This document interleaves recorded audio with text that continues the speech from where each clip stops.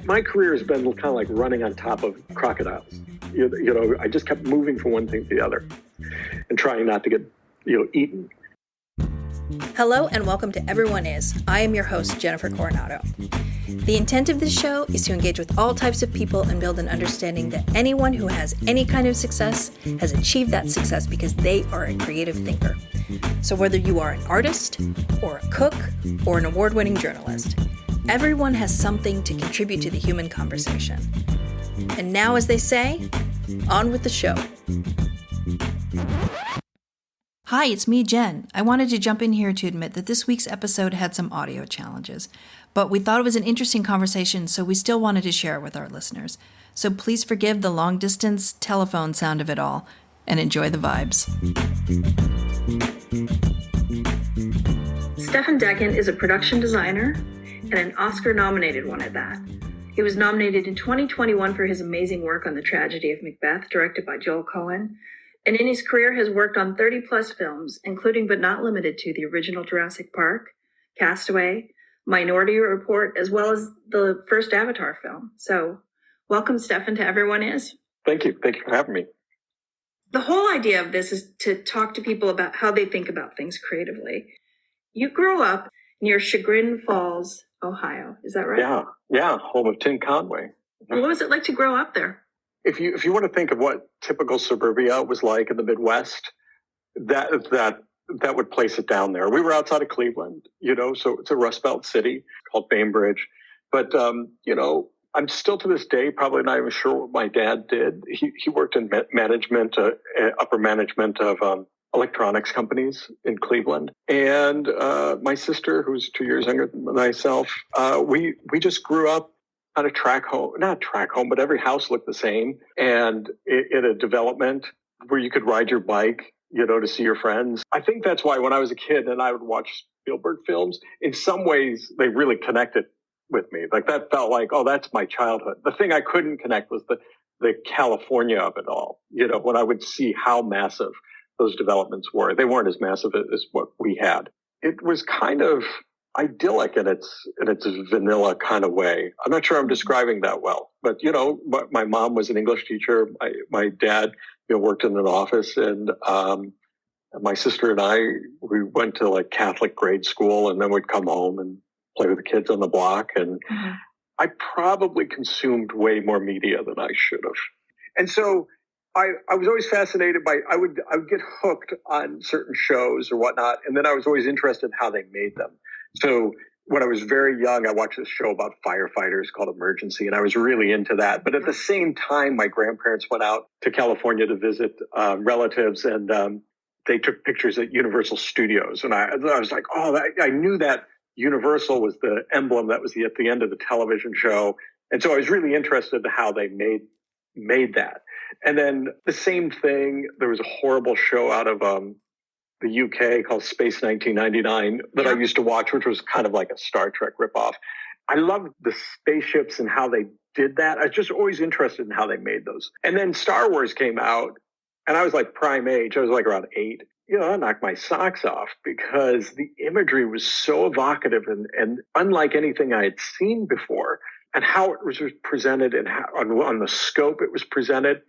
And so I lived in my imagination in that world, which at that time, there was no toys or anything. There was no product to kind of keep you engaged in that IP. It was just that Star Wars had come out, and all you could do, at least I could do, was draw pictures of it or think about it or pick up a comic book. And then I think it was in October or September of that year, The Making of came out. And that's the first time I saw the drawings by Ralph McQuarrie and Joe Johnston. And then, that kind of hooked me, both in the sense that you could get paid for doing that. I don't even think that getting paid was part of it. It was like, there's a job where you can be creative and you can draw. And then also what I was always obsessed with was like the variations, the versions that didn't make it to screen. Like I was, well, what is that? It was like there were other avenues, paths not taken, that there might have been another universe that had the design in there that I was seeing. If you look at those first Ralph McQuarries, I think they were done on like the third or fourth draft script. They were very early. Totally. All that kind of fed into my love of drawing, which I always loved to draw. I was always drawing. I want to ask you about that really quick. When did you start? Did you start playing as a little kid, or when did you start playing with drawing? Yeah, I was always drawing. I don't know why. It was just something I needed to do, and I like to draw, and I always, and I have to tell you this, I've realized this love when having kids now. There were certain illustrators that I gravitated towards and that I liked, and this will sound strange, but even like when I was like between 3 and 5, I loved Golden Books, and I loved that gouache painting, and I loved the world that was being built in there, because it's somehow, I was kind of familiar with it, because you would, let's say it was 1930s or 1940s. I knew that I was living not then. And I'm thinking this as a very young child, but I knew that it felt like my grandparents' house. So I knew that it came before, and I loved like falling into that imagery. And this sounds so crazy, but I remember like yesterday, like there was a book, it was called Seven Little Postmen, and it was all these illustrations in there. But I remember like the way the city was painted felt like rain was about to happen. Right. And I loved that. I was very attracted to the illustrations in those books. Like my grandparents had this encyclopedia that had Charles Knight paintings of dinosaurs. Charles Knight set the tone on what a T-Rex looked like. It didn't change until pretty much Jurassic Park. Just everything you would see in King Kong and even the Allosaurus and Valley of Guanji is like that. It's Charles Knight. Well, I want to ask you about that, because you mentioned something that I think is really interesting, it kind of plays into who you are as a production designer. Mm-hmm. It seems like as a little kid, you had this sense of when things looked different and that it represented different times. Yeah. And do you think that was innate, or was that something that you got from your parents, or was that just a sense of? I think it was innate. I loved looking at the imagery, and then I don't know why I thought about it as different times. And I can't think of what was at my grandparents' on my mom's side that would make, like, it was a little town in Ohio, and all the houses were kind of Victorian. If they weren't Victorian, there was this little, post-war build boom that happened in there. So they were late 40s, early 50s. But there was an antiquity to that and a comfort that I felt in there. So I loved being in that town, and I liked being with my grandparents, and my relatives were very close. It was a big Catholic family that my mom came from, and I liked that. So that all kind of wove into the feelings that I was getting. There was a kind of a nostalgia that was already building in there that I liked. And then I don't know where drawing came in. I was always drawing. In the early 70s, computer printouts were on this white and green paper. My dad would bring those home because we could just draw on the back of them. So there was always stuff there to create with, but my parents weren't like, and this is not a knock against them, I just don't think they saw it as something to kind of feed. They just saw it as something that I was interested in. And so if my dad went on a business trip, it was a bigger deal back then. So if he came back from like California, there was always like a drawing pad and markers and stuff like that. And again, I think some of the obsessions with the imagery that I was seeing on television, since you couldn't go out easily and get a toy that represented that, drawing it was the best way. That was also a time when it wasn't like, oh, I'll just pull that up on the internet and watch that again, or I'll rewind that. Yeah. It's like it was a fleeting moment in time, so you were trying to capture it. Exactly. That's exactly it. And also, it wasn't like you could find it at the bookstore. And it's not like my parents were taking me to hunt that stuff out. And it was just a different time. I mean, most of playing was just like going outdoors or hanging out with your friends. It wasn't until I was in high school or maybe junior high, we didn't have video games or anything like that. So yeah, I think it was a way to hold on to those things. Do you think that helped with your imagination? Like that time of that spare time? Because it feels like now we're so filled up with things to do constantly. Do you think probably. And probably wanting to recreate those stories. And even the toys that I had when I was a kid, they weren't like they had a story to them. There was a company called Marx, and they made these, like, you've got a box full of dinosaurs and cavemen and caves and whatnot. And that can keep me pretty busy for days on end, and you're just creating those stories. So I was watching a lot of Saturday morning cartoons, and they used to have live action shows like Land of the Lost and stuff like that. And that all fed into those obsessions, really. They're like childhood obsessions, that you're just kind of fetishizing the designs and the characters. And I was so into my own stuff that I wasn't, as a kid, I really wasn't a reader. Like, I would read and then put a book down and be like, I'm just going to draw the picture. I'd rather do that. I was a major nerd. I didn't know how to interact socially with other kids, really. And then it's funny, because if I look at the Cleveland Plain Dealer now, the local paper, it might have 2 stories of national or local interest, and then sports. So when I was a kid, that school, the elementary school, it was sports. And I was just like, oh my God, I'm not good at sports. But then when I got to college, I was like, hey, I don't have to be accepted on these terms, So my dating life was better. I had friends. So I wasn't the best student probably my first year. It was just some place that my life was changing for the better, and I liked it.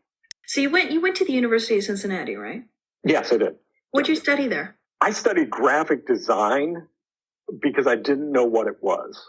There's 2 reasons. One, I studied graphic design because I thought it was commercial art. For some reason, I saw myself as having a career of maybe the guy that draws people wearing Hager slacks in Sears magazines. It was commercial art. And I thought, oh, that's interesting to me. I also liked that they had they had a program there where you could intern. So they were quarters at that time. So you went to school for a quarter, and then you worked for a quarter. You went to school for a quarter, went to work for a quarter. And my biggest fear was not having a job and living with my parents. And so I thought, commercial art seems good, and getting a job seemed good to me at the time. Yeah. I quickly realized it was graphic design. It was about typography, which I had no interest in. Thank God for the digital revolution that happened while I was there, because I really didn't care for it. I just had no love of it. And we had these wonderful professors, and they were like, if you don't love this, you should get out of this program, because you're not going to make money doing it either. I thought about that, and I had a rough year my freshman year, and I came home, and then my dad said, maybe you're studying the wrong thing. Maybe you should work at that place that does the effects for Star Wars. That was something that kind of was a through line through my childhood. It's like, again, there was less information available. So you'd get a making of Star Wars book or making of Empire Strikes Back, but there wasn't books like that for every film that came out. And there just wasn't a lot of print, and you wouldn't get it in Chagrin Falls, Ohio, if you did, So it was something, it seemed too far away, but once my dad brought it up, and then I was working at J.P. Morgan. That was my first internship through the University of Cincinnati. I was working at in their in-house design department. I remember reading it. It was in the New York Times, and it was about unemployment and homelessness. And there was some guy who was a graphic designer and was making, I forget how much he was bringing in a year, but now he's living on the street. And I was like, this is it. I've got to go where it feels right, what I want to do. And that's when I started. Like, I made a game plan. Like, I'm going to get to Industrial Light Magic. Somehow I'm going to meet somebody that can get me in the door there. And that's how I'm going to get a job. That's not necessarily a game plan. That's like wishing into the universe and then moving on it, right? Or did you have No, I had a game plan. Well, yeah. Well, let's think about it. Yeah, it is a little bit wishing, but here's the thing that I was thinking about. Like, I was thinking about being in the right place at the right time. And these are like as a 20-year-old thinks about things, right? So I was thinking about being in the right place at the right time. And I thought I need to be in San Francisco. And when I couldn't get an internship because that was all reserved for juniors and seniors, and I was a sophomore in San Francisco, the jobs that had been lined up, I knew that I needed to be in a big city. So I'm going to be in New York, and somehow I'll meet somebody that has something to do with the film industry. I'm going to try that. And then when I was working at JP Morgan, I remember in Mac it was either Mac Week or Mac World or one of those type magazines. There was an article about Photoshop, and that Tom Knoll had written this program, and that John worked at ILM. And I thought, that's my ticket in. I've got to figure out how I can get a copy of Photoshop, how I can learn that, and that's going to be it. So maybe it was wishful thinking, but it was also kind of like I want to be in the right place at the right time. Well, you did intern at ILM, and you interned with Saul Bass too. I did. One of the things I feel very strongly about is reaching out and helping young kids getting into the film industry, and this will lead to ILM and Saul. But when I was at J.P. Morgan, I was working there on a weekend, and one of the other designers had come in. She said, "Well, what are you interested in? What kind of design firm would you like to work? Well, what do you want to do with your career?" And I said, "I don't want to do anything. I just want to get letters of recommendation so I could go to USC and study film, and I wanted to work at ILM." And she said, "Oh, I know this guy, Stuart Robertson. He's the head of the optical department at ILM. You should give him a call. In fact, I'll give him a call for you." She called Stuart and then gave me his number, and I called Stuart, and I asked him if I could meet him for lunch in a month. And he said, "Yeah." And I don't know anybody. I just don't know anyone who would commit to that. And maybe he was thinking I wouldn't come out, but I bought a plane ticket and I came out and I met Stuart and he gave me a tour of ILM, and then I would write him every 3 months to keep that relationship up. And that's eventually how I did get my internship at ILM. And this woman who sent me over Stuart Robertson, who got me a tour of our Greenberg Associates, Saul Bass. His firm, Bass Yeager, had a relationship with the University of Cincinnati and took students. And I applied to be an intern there. And I know it was between myself and another student who was going to get that job. But what set me apart was because I had met the people at Art Greenberg, and I knew that Saul did titles, and I was interested in titles, and I was interested in film. So that little leg up, that kind of kindness that was given to me, it was kind of like a little gem that I had, a secret password that allowed me to work for Saul. Which, when I say work for Saul, I mixed paints. That's a lot of my job was. It was called Chromatex. You don't do this anymore because you can get a color printer. But at the time, if you wanted to lay out a logo or whatnot in color, you had to mix the paint custom, and then you had to lay it on a piece of plastic. Then you lay the glue on there, and then the designers could go rub that down. And it was a pretty noxious job. So when I say I worked at Saul Bass, you were a color printer. Rub downs. Yeah. But it was still cool to be there. And again, the people that you come across that just have this kindness and willingness to let you see behind the curtain. His archivist, I remember one weekend, he said, let's meet at the studio. We went there, we went in the basement, and I saw all the original storyboards for Psycho and the opening of West Side Story. It was cool. He gave me all these Japanese magazines that had articles about Saul. It's like, oh, we have tons of these, take them in. So that was what's wonderful. And actually that led me to ILM because Harley Jessup, who was running the art department, was a big fan of Saul. And so that's how I got my job at ILM. I remember on the phone, he's like, "Listen, I really don't, you're not going to be doing what you think you're going to be doing at ILM." And I said, "Right now, I'm just leaving a job at Saul Bass where I'm buying birthday cakes and whatnot. I know that, but I need to get inside and see it." Somehow things just felt lucky. Yeah. And I don't know what I believe, to tell you the truth. Like, I don't know if I believe in bigger things happening. I'm going to say yes. Because I remember before I got the job at ILM, I got off the phone with Harley, and it had been a couple of weeks. And I had a dream that I was walking through the front doors on Kerner, and Stuart Robertson answered the door, and he said, "Congratulations." And then we just walked through the lobby, and that was the end of the dream. And then about a week later, I got a call that I got the job at ILM. And so sometimes I see my career as kind of like surfing. I'm trying to look at the waves. The waves could be anything like, what do you think's happening? Who do you think you need to meet? Where do you think you need to go? But a lot of it's a force of nature that I'm just reckoning with. I want to ask you two questions about the internships, and I want you to look at it from two ways. And the first way was, I'm a young kid coming in here to be an intern, and here's what I expect to learn. And then the other way to look at it is, I'm Stefan of now, and here's what I actually learned when you were working those internships. That's a really good question. I think when I went into ILM, I thought that I could maybe learn how to storyboard and see how it's done, and then work on the weekends and improve my craft.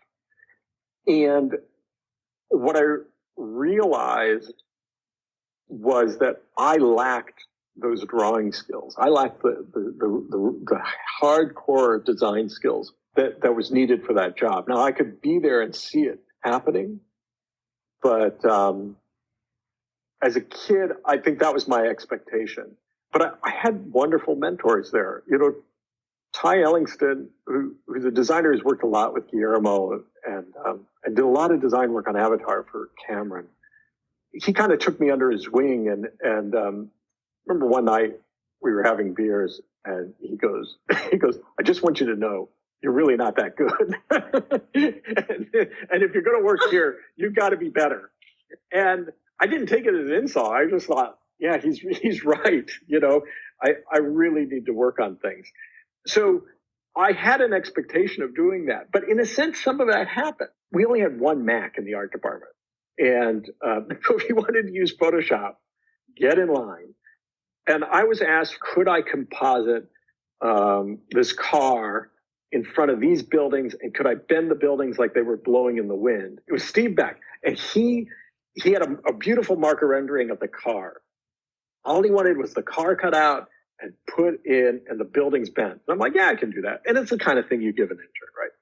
Mm-hmm. And but I stayed all night to repaint the car so it looked photoreal and had the paint coming off. And I don't know how good it was, but they loved it. And then they had some more commercial stuff, and they gave me. So in some ways, my expectations were met. Okay, so that's my kid's point of view. As an adult looking back, there's a couple of things I learned. One is I learned that ILM was a vendor. It wasn't like Star Wars. It wasn't like you were building all that stuff up from scratch. A lot of this stuff had been designed.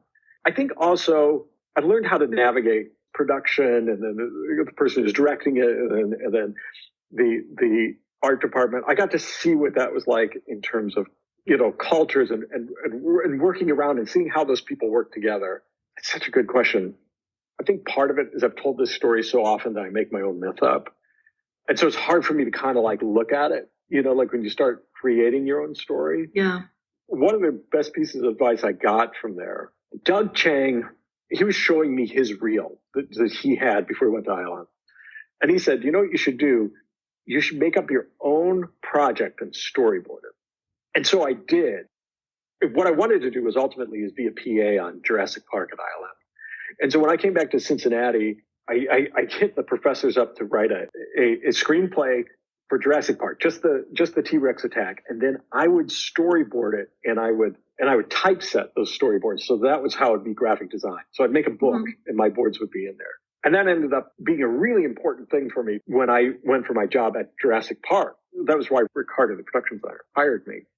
The way that Doug, John Bell, Mark Moore, Harley, Ty, Paul Houston, Claudia Mullally, you know, the way that they helped guide me was so important that as an adult, I'm very conscious of that. And so I like bringing in PAs.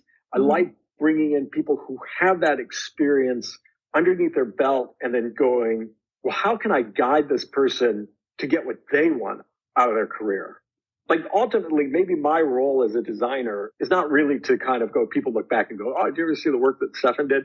But maybe my role as a designer is actually, I'm in a place that I can help other people achieve things and maybe greater things than I've done. Well, I want to jump into that because, you know, you are a production designer now, but you've played several roles in film art departments. You've been an illustrator, a storyboard artist, an art director, a supervising art director. and now production designer. But for people who don't know, I like to dive into some of the differences between the roles. So let's start with illustrator. And am I allowed to mention Waterworld? Yeah, Waterworld was, listen, the first 3 films I had the first one was Jurassic Park. Yeah. Right? So that was pretty cool, right? I met Steven. I got it. I had a photograph in Cinefex, childhood dream. I was in the making of book. Couldn't get any better. Next film is Forrest Gump, Best Picture, right? Working with Zemeckis. Pretty cool. Third film is Waterworld. And I learned it's really, really important that you're working with people that you love, because you could be on a film for 2 years, but that film is only going to be in the theaters for 2 hours at the most. Yeah. So let me ask you that. What does an illustrator do on a film? Like, what is their role in the film? Basically, you're working with the production designer to get their vision of what the look of that film is on paper. So at the time when I started, the way that you did that was they could be pencil sketches, they could be marker sketches, or there would also be people who did amazing gouache paintings, right? So those were kind of like the three ways of kind of doing it. And you're either laying out an environment, this is what the environment looks like, this is what the street's going to look like when we redress it, or it could be more conceptual, like this is what this kind of special vehicle is going to look like. And I got into that role because I knew Photoshop. And so I wasn't a great illustrator, like I said, but no one else was doing Photoshop.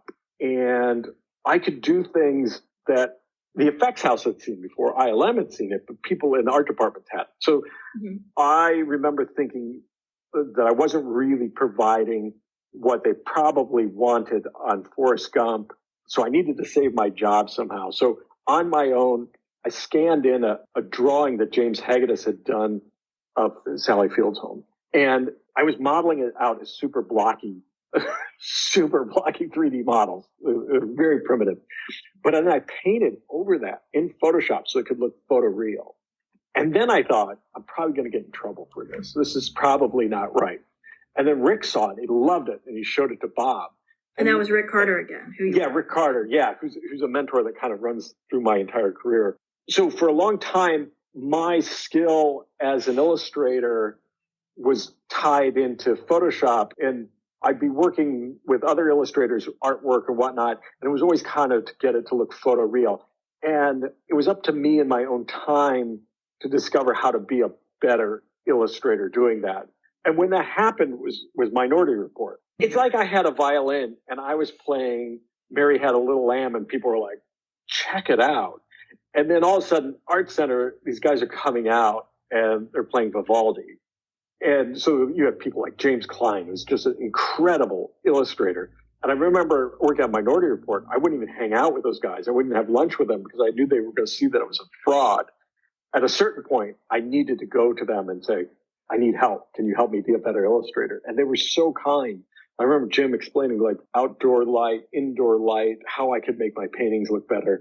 So I started as an illustrator. I started doing Photoshop and letting the technology kind of hold me up. More people came in as an illustrator and more work was just being done purely in Photoshop.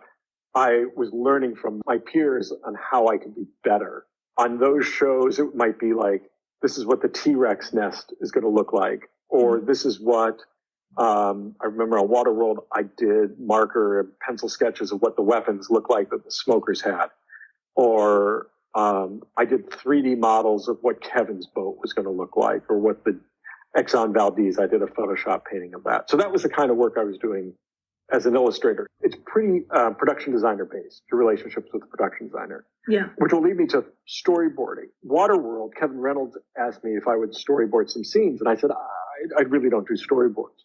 Rick Carter had invited me over, and I told him that this conversation happened, and he said, no, whenever you can get out of the art department and be with the director, be with the director. Go back, tell him you can do it. And so I did. I told him, oh, you know what? I think I can do those storyboards. Now, I was horrible. My figures were awful and whatnot, but I was going to get in and do that job. And so storyboarding is awesome. I love storyboarding. That's when you're in communication with the director and you're kind of doing a comic strip of what that person, how they want to shoot the film. And that can be very specific, where a director will say, I'm going to do this shot, I'm going to do this, and I'm going to do that, blah, blah, blah. And you're drawing that to get it laid out. But the absolute best is when a director gives you kind of a framework, like Zemeckis on What Lies Beneath. I was an art director, but I was doing a lot of storyboarding because I had that dual card as an illustrator. And he might go in, wow, Steph, Harrison's going to come in here, then she's going to drown. He's going to do this to Michelle, and then this will happen, and this will happen. And he'd give me a couple shots within there, but I could come in and lay out the scene and riff on it. So it's almost like you're playing music with the director. The director is kind of laying down a riff, and then you're coming back, and then you're riffing off each other until the scene gets done. And that's when it's the absolute best. And Zemeckis was the director I liked working with the best. He was just fun. It's interesting because I'm going to jump past art director to supervising art director. And the reason that I'm doing that, jumping from illustrator to that, is because that's like the first time you got to deal with money. Because part of what a supervising art director does is help manage that budget. And that takes you out of the creative as much, right? So can you talk about what was that like fitting into that role, and how did that feel? You've done it on Jarhead, you did it on Avatar. What did that feel like for you? Okay, so this is how it happened.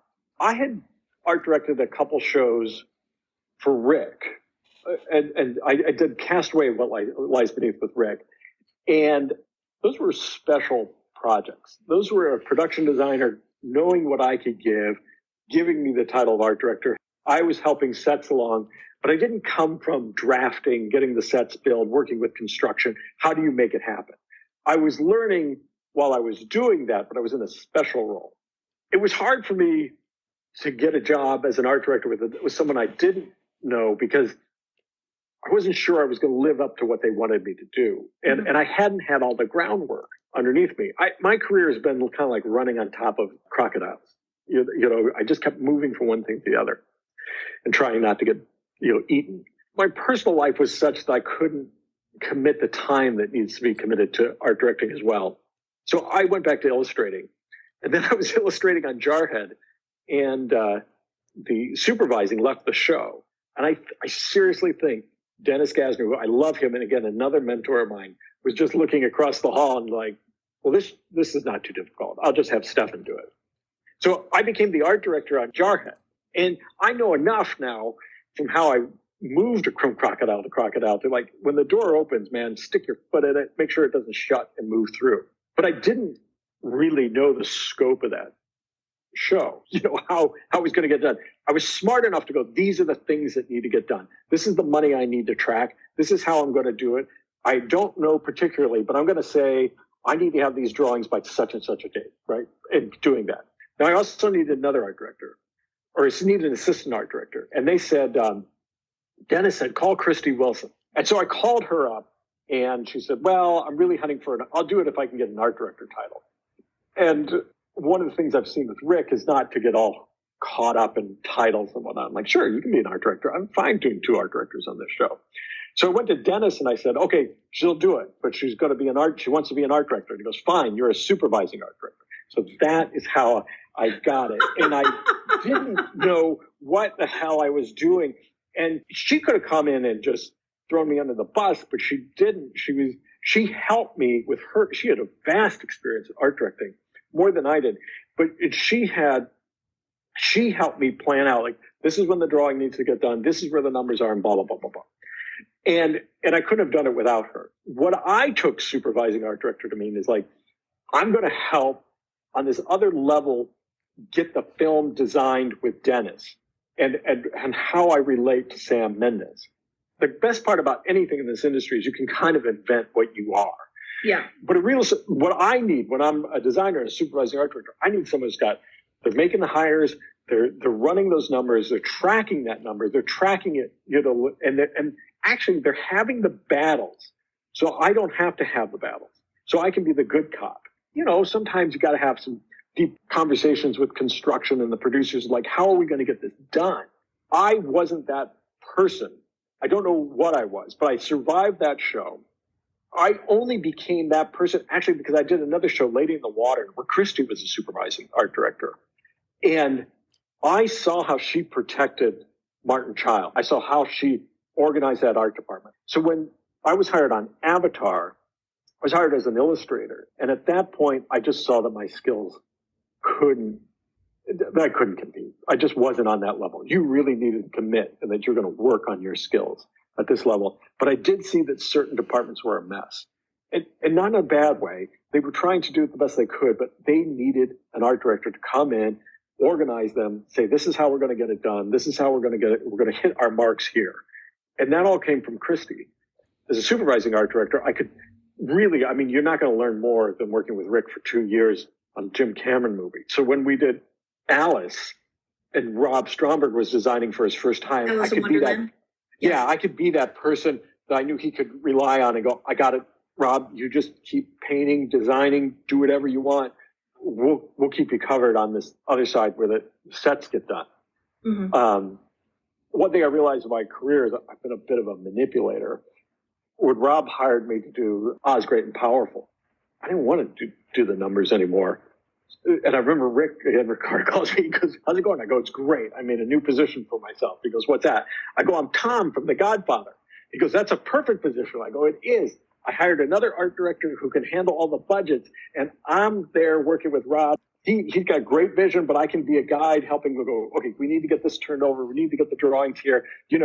I liked being in that position more than I liked doing the numbers. So I was a bit of a manipulator, but a good supervising art director, and I've worked with quite a few, man, they run that art department. They should really be having more credit than they get. It really frees you up that you're in this you can be in this zone that's up here or above everybody else. You can see it in the big picture, and you can work with deeper ideas than you can when you're really handling the day-to-day in and out of it. It's a tough job. It's a really hard job. So I'm hearing lots of themes through your career before we launch into your production design. And lots of themes I'm hearing are connections, long-term relationships, mentoring. And then I'm hearing another theme, which is a little bit of Stefan not necessarily thinking he was the right person for the role that someone just gave him. And so I want to ask you about moving into production design and how that happened for you, and what are the best things about that, and what are like the personal stressors around having to own a film production art department?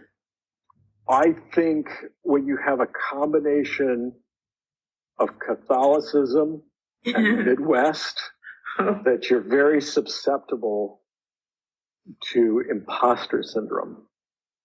And I do have that a bit. So that's that part that might be coming out. I'm not sure how to deal with it properly, right? But I try to use it to work harder, to go somewhere deeper. So to answer your other question in terms of production design, I had been working on Oz Great and Powerful, and I actually couldn't take that film through because my kids were born. I had twins, and once we found out we were having twins, oh, by the way, I ended up marrying Christy. Well, then she managed everything really well. She still does, trust me.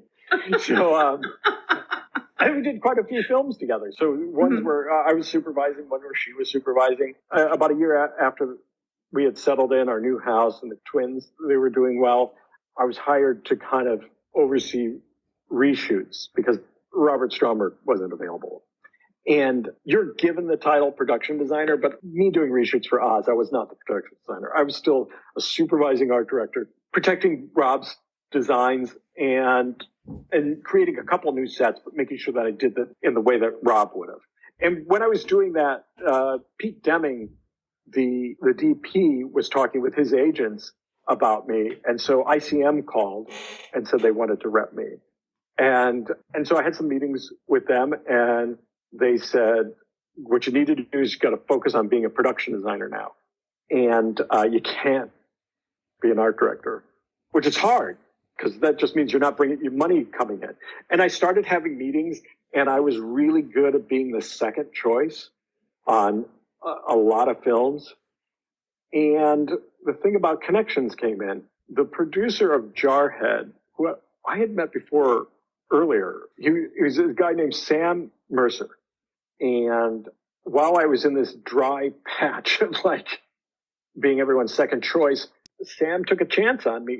And at the time I was helping, again, Rick Carter, as he comes back in, I was helping him out on Big Friendly Giant.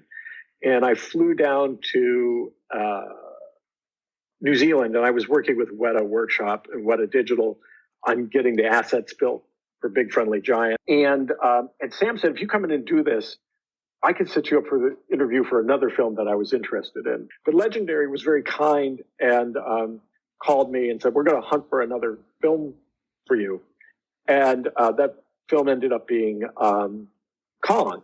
And I met Jordan Vogt Roberts on Kong. Skull Island. And yeah, Skull Island. And we had a pretty good meeting. And I got a call from my agent saying, look, Jordan likes you, but he doesn't know what you're going to be able to provide. So I was able to leave New Zealand early, come back. But at that night, I went on and sketched out some keyframes. And then I called friends and said, can you help me? Could you illustrate something for free for me? And so in a week, I had 3 outside illustrations and 3 illustrations I had done. And I met with Jordan, and that's what got me the job. So now you're in a position that you don't know what you don't know. Like, I've never production designed before. I don't know how I'm going to make this happen. I'm just stepping in to make it happen. And I have instincts, and I have a very young director who's not like the directors I've worked with before, and it can be intimidating. And one of those intimidations was that he had brought in all these illustrators. He had like maybe 8, 9 illustrators working across the globe, and they were working for him. And I was very intimidated by that. And so it was very hard for me to get in sync with him. And it was over Christmas that I thought, oh, wait, here's the way I'm going to see this. John Barry was the designer of Star Wars. John Barry designed those sets. When you're a kid, all you hear about is Ralph McQuarrie and Joe Johnston, but you don't hear Colin Cantwell, all these other guys. You don't hear about John Barry that much as a kid. Mm-hmm. I was like, okay, I doubt John Barry was going around going, oh, this Ralph McQuarrie is doing stuff. So it was a way for me to kind of take what I had already known instinctively as a kid and through moving up through my career and apply it and go, okay, this is where I'm going to go. Jordan is George. And as I recall, a lot of guys in London were like, what is this guy doing? I'm going to have faith in him because he's going to be my George Lucas. I'm going to follow his lead. He's got it so much in the head. He's working with these illustrators. That's fine. They're going to be the Ralph and the Joe Johnstons of this show. I'm going to be the John Barry, and I'm going to design the environments and the sets to work with what Jordan's doing and make that happen. The way I work is I lay everything out either in my mind. Somewhere there's like a whiteboard in my mind, and it's making the connections. What are these connections that weren't existing before? And sometimes even as a designer, I have to make those up, not to keep me interested, but it might be something that the director's not there going for, or I share with the director and he likes. So for example, for Welcome to Marwen, about a guy who rebuilds his world with dolls, the idea I had was that scale is a way of keeping people away, protecting himself. They can't enter that world. But at the end, when he shares it, when he has his photographs at the end of that movie, scale is broken. So we'll print these things so they're life size. That either Bob took that idea and he liked it. I was able to go with Jordan, like to look at these disparate images and go, oh, I see the story that's happening here. Maybe this leads to this. So Jordan has a guy, and the natives, and they're painted with electronic keyboards on their face, right? It looks like electronics. And I'm thinking, like, why are they doing that? And then I thought, well, maybe it's their language, and they're writing the language to Jordan like that. And I was like, that was cool. I go, but wait a minute, maybe we could do this too. Maybe we write the language on the walls. So it's also like a camouflage, so that if they can get to a place they built that has this pattern on it, that's how they protect themselves, which Jordan dug too. Now, any idea you come up with, whether you're the storyboard artist, the art director, the PA, the producer, production designer, you give it to the director. Once you give it to the director, it's their idea. So it's not me saying, this is mine alone and I'm responsible for it. It's like I found a way to make these connections, to make a fertile area that Jordan could grow something out of, mixing all kinds of metaphors there.